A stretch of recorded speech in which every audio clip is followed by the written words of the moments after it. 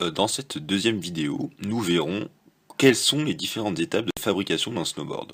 Donc la première étape, ça consiste à découper les différentes couches. Donc on commence par découper notamment la couche de semelle, donc c'est du plastique ABS. Donc je lui donne la forme voulue, voilà. Puis on va découper les différentes couches de composite, donc c'est de la fibre de verre. En général, ce qu'on fait le plus souvent, c'est soit une couche à 0, une à 45 et une à moins 45, donc ça fait 3 couches, soit juste plus 45, moins 45. Donc ça dépend de l'épaisseur de bois que vous avez, voilà. On peut aussi faire varier l'angle, mais tous ces paramètres sont en principe à optimiser à l'aide de logiciels comme Abacus ou voilà, des logiciels de calcul. Si à la main c'est très difficile à calculer, donc vous ne pourrez pas le faire. Voilà. Donc, a priori, partez sur un plus 45, moins 45 si vous avez une planche épaisse, et 0 plus 45, moins 45 dans l'autre cas. Voilà. Donc la deuxième étape, c'est la pose d'écart. Donc l'écart, c'est en fait les bouts d'acier, en fait. Voilà, c'est de l'acier trempé que il y a sur le bord d'un snowboard.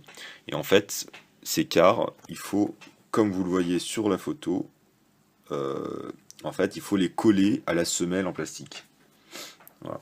Donc pour ce faire, on prend des bouts de scotch, hein, on colle la carre à la semelle avec de la super glue, genre vraiment forte, hein, parce que c'est de l'acier. Bon, ça c'est l'étape la plus délicate en fait de toute la réalisation, parce qu'il faut tordre les carres, hein, et c'est assez compliqué. Et donc il faut faire ça de façon propre si on veut que nos carres soient bien. Voilà.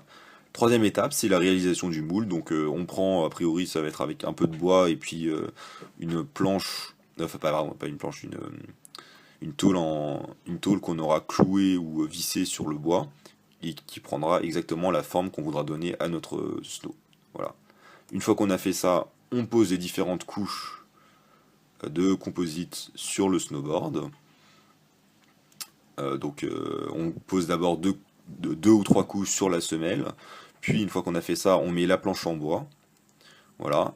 Après, on met donc les spatules. Les spatules, je vous rappelle, c'est des petits bouts qu'on avait coupés aussi dans le même matériau que la semelle en fait en plastique et qu'on met sur les bords en fait et ça permet de faire l'arrondi sur les bords en fait. Voilà.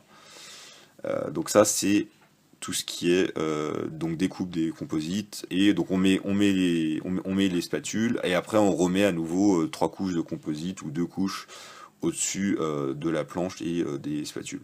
Voilà, une fois qu'on a fait ça, on a fini l'étape de pose des couches. Donc après, dans la partie 5, il faut faire finalement le sandwich. Donc là, pour voir des détails sur le sandwich, je vous renvoie à ma précédente vidéo où il a expliqué comment est composé le sandwich. Donc il y a du téflon, du tissu d'arrache et d'autres matériaux.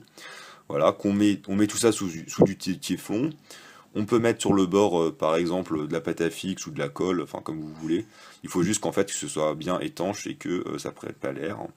Comme ça, après, à partir de ce trou-là, on pourra faire le vide et ça nous donnera notre snowboard qu'on pourra mettre dans un four et le faire chauffer. Une fois qu'on l'a fait cuire, c'est bon, on peut sortir le snow du four et il ne reste plus qu'à découper. En fait, parce que tout le composite aura bien fondu, et donc il faudra découper ce qui aura dépassé un peu, et pour ainsi dire, nettoyer et libérer l'écart pour qu'elle soit bien visible et bien propre.